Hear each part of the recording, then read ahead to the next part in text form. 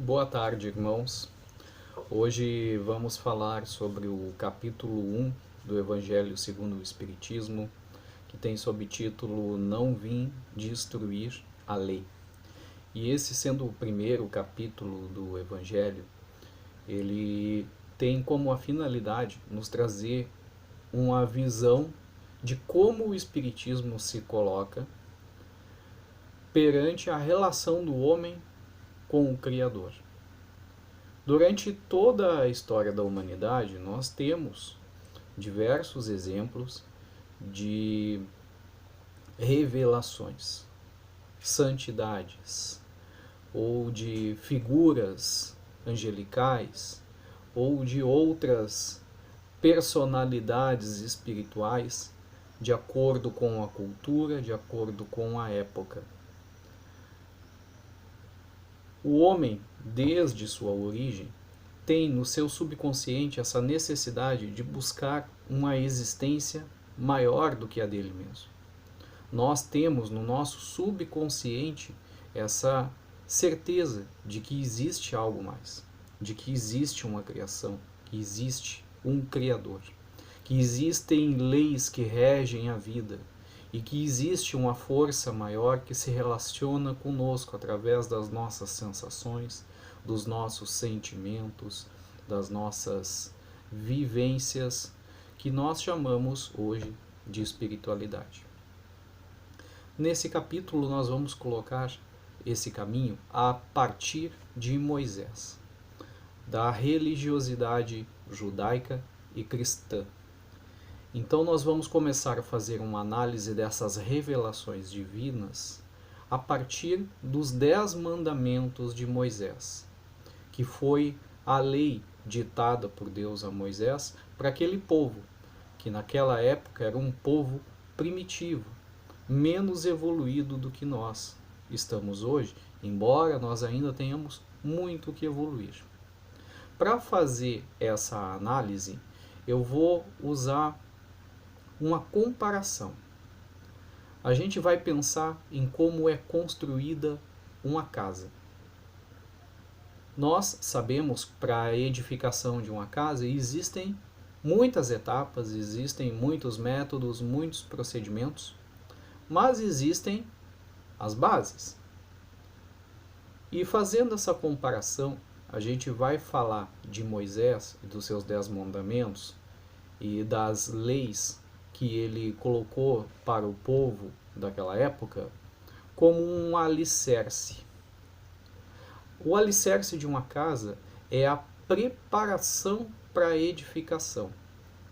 É a base, é o que vai unir e que vai firmar, que vai trazer uma segurança para que a casa se erga. Então, se a gente não tiver um alicerce bem montado, se a gente não tiver uma estrutura firme, a gente não vai conseguir levantar as paredes, porque elas vão trincar logo ali. O terreno não vai estar preparado. Então tudo começa pelo terreno. Tudo começa por uma estrutura forte e bem colocada. E Moisés, ele teve essa função de trazer esse alicerce, de preparar esse terreno para as revelações futuras, que trariam mais clareza. Aquele povo dirigido e guiado por Moisés era um povo primitivo, um povo que não tinha muita noção de justiça, não havia um código civil, não havia algo que pudesse mantê-los numa linha reta, que pudesse manter eles controlados. Precisava de uma lei civil e precisava de uma lei forte, para que eles pudessem banir da sua convivência e dos seus modos e da sua forma de se relacionar com os outros as maneiras, os sentimentos, os hábitos mais primitivos, de matar por nada, de resolver tudo a ferro e fogo, de não respeitar o próximo, de não ter amor ao próximo, de não reconhecer a divindade, de não reconhecer a Deus. Então Moisés veio trazer essa base em 10 mandamentos, E começava pelo primeiro, que dizia: Eu sou o Senhor vosso Deus, que vos tirei do Egito, da casa da servidão. Não tereis diante de mim outros deuses estrangeiros. Não fareis esculpida, nem figura alguma do que está acima do céu, nem embaixo da terra, nem do que quer que esteja nas águas sob a terra. Não os adorareis e não lhes prestarei culto soberano. Então essa lei vinha principalmente em relação ao politeísmo que existia na época para aquele povo, onde se adorava a diversos deuses, a diversas imagens, e algumas imagens feitas de barro, de ferro, como se fossem eles, essa imagem própria, o próprio Deus, cultuados como se aquele objeto fosse a divindade, em altares. Então a primeira lei, ela já veio para mostrar que há um Deus único, e aquele povo não deveria adorar a outros deuses. Então era um banimento do politeísmo, a crença em diversas divindades. E depois continuava no segundo: não pronunciareis em vão o nome do Senhor vosso Deus. 3. Lembrai-vos de santificar o dia de sábado. Era um dia para que eles se dedicassem à reza, à elevação de pensamento, ao culto da divindade e à interiorização dos seus sentimentos, à reflexão nos ensinamentos da divindade. Honrai a vosso pai e a vossa mãe, a fim de viverdes longo tempo na terra que o Senhor vosso Deus vos dará. Não mateis, não cometereis adultério, não roubeis, não presteis testemunho falso ao vosso próximo, ou seja, não mentir.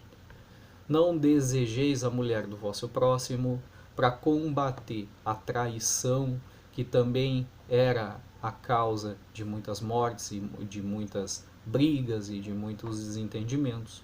Não cobiceis a casa do vosso próximo, nem o seu servo, nem a sua serva, nem o seu boi, nem o seu asno, nem qualquer das coisas que lhe pertençam.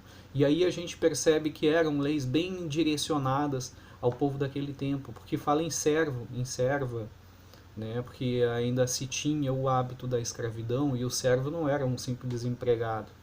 Então dizia esse mandamento, o 10º, diz para não cobiçar as coisas do outro, que a gente não deve ter inveja, que não deve querer o que o outro tem, para evitar que a gente tire do outro de uma forma errada as coisas que ele conquistou.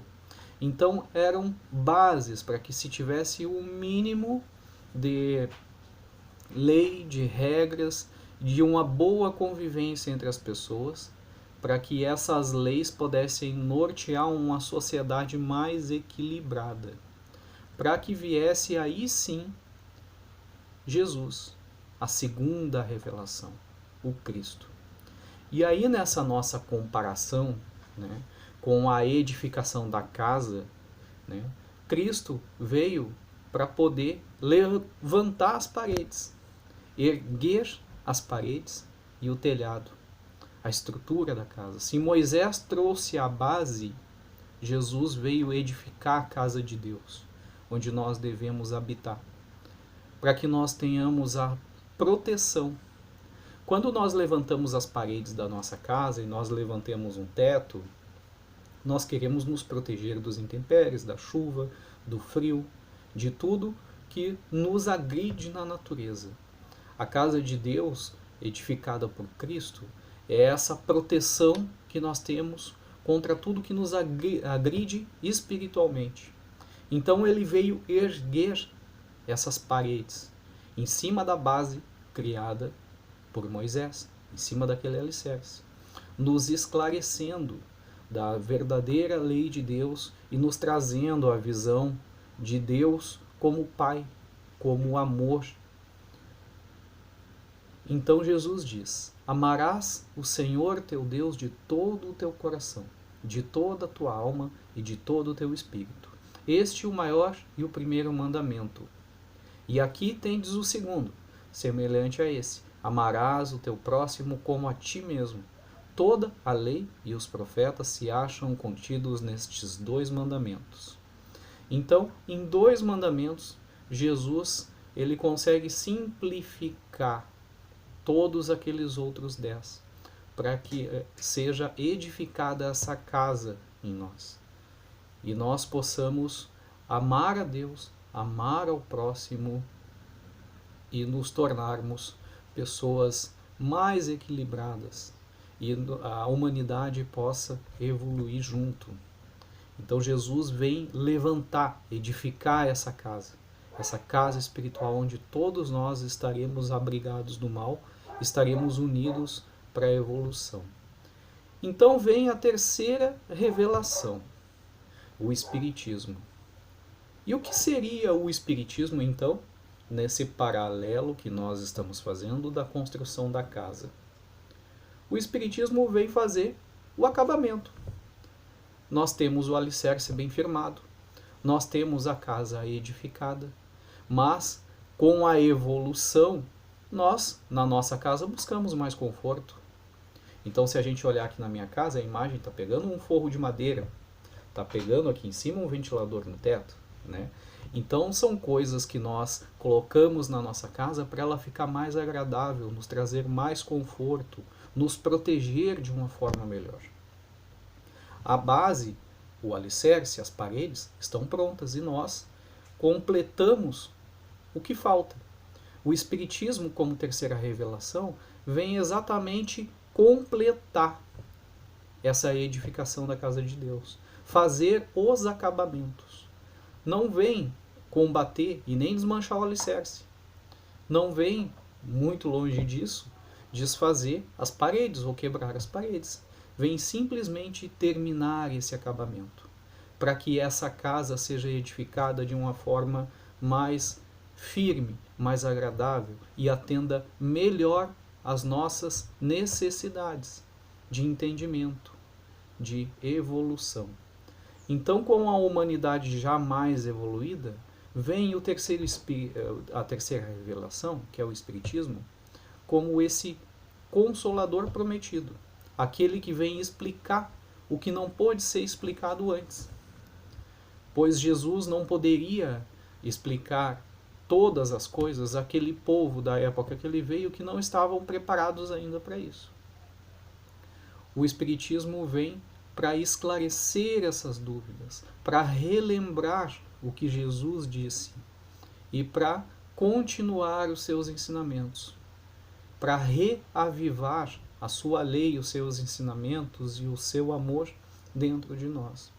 Então é esse acabamento, é o conforto para o nosso coração, é o conforto para a nossa alma, é aquele entendimento que nós precisamos para que a nossa fé seja revivificada, que nós estejamos mais certos do que nós queremos, do que nós acreditamos, que nós possamos sentir Deus em nossa casa espiritual, em nossa casa material, que nós possamos sentir Deus em nosso coração de uma forma mais harmoniosa.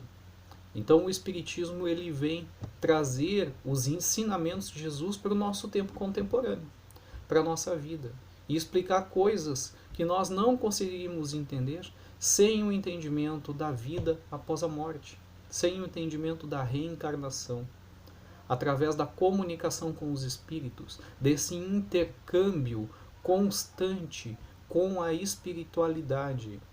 Quando nós temos a certeza da continuidade da vida, nós temos a certeza que os nossos entes queridos que partiram permanecem vivos, em espírito, felizes, libertos das amarras que os prendiam aqui nessa terra.